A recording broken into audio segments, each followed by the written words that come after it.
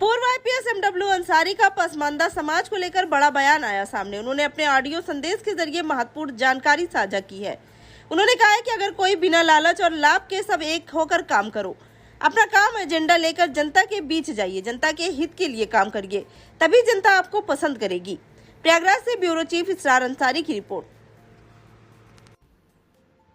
इसरार साहब, जावेद साहब और तमाम आपके साथी जफर साहब, जकरिया साहब और शावर साहब, तमाम आप लोगों के सवालात जो हैं पसमादा को लेकर मैं दूंगा मैं, और बीच में अगर टोका टाकी करेंगे तो बहुत लंबा हो जाएगा।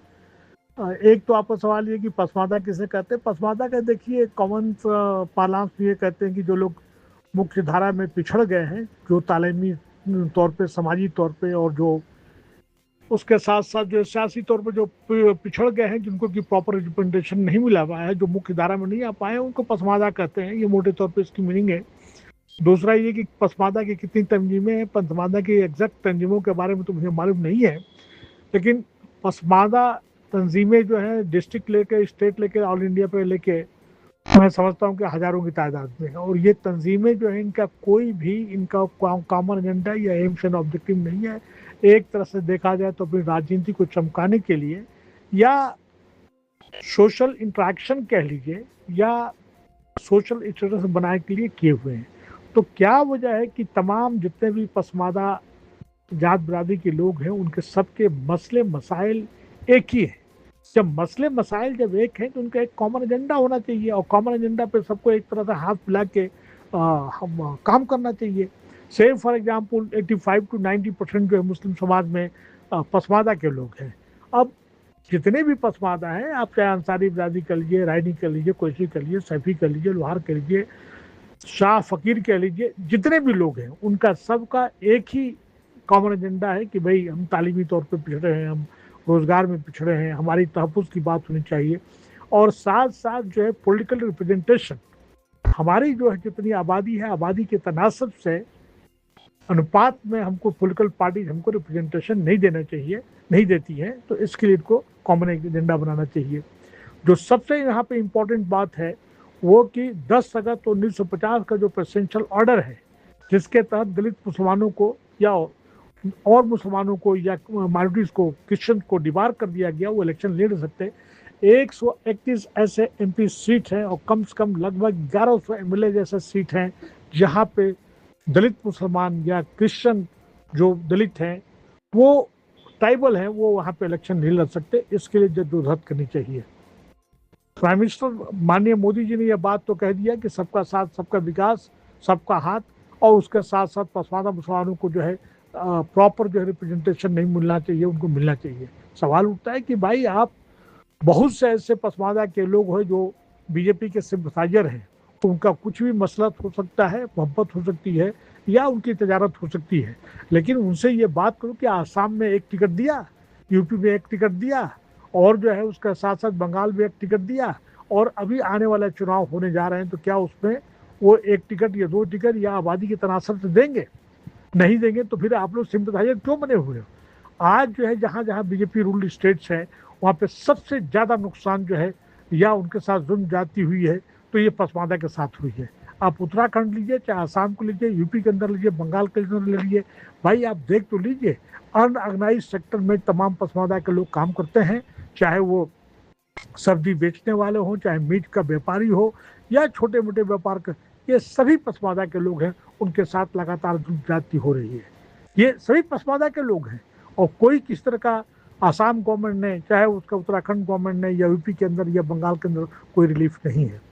अच्छा, यहाँ पे आपने जो सवाल इसरार साहब शायद या जावेद साहब ने कहा है कि ये जितने भी पसमादा संगठन सब टोपीबाज हैं।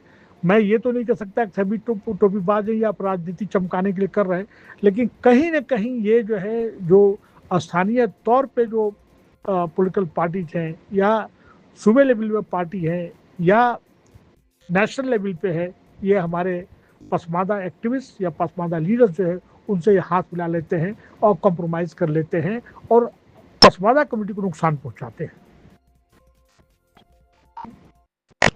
ये मैं जितने भी अभी चुनाव होने जा रहे हैं, अभी हाल ही में देखा जाए तो राज्यसभा के चुनाव जो 18 को कई एक स्टेट में होने जा रहे हैं, इनको चाहिए कि राज्यसभा के सीट पसमादा से होना चाहिए, इनको मांग करना चाहिए।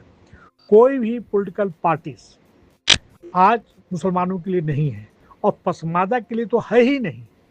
तो जब है ही नहीं तो भाई आप अपने इश्यूज पे, अपने मैटर्स पे, अपने मसले मसाइल पे फोकस करो, अपनी तालीम की बात करो, अपने रोजगार की बात करो, अपने इंस्टीट्यूशंस को मजबूत करो, अपनी तहफ़्फ़ुज़ की बात करो, तहफ़्फ़ुज़ के साथ साथ में अपनी विरासत जो लेगेसी है उसको मजबूत करो।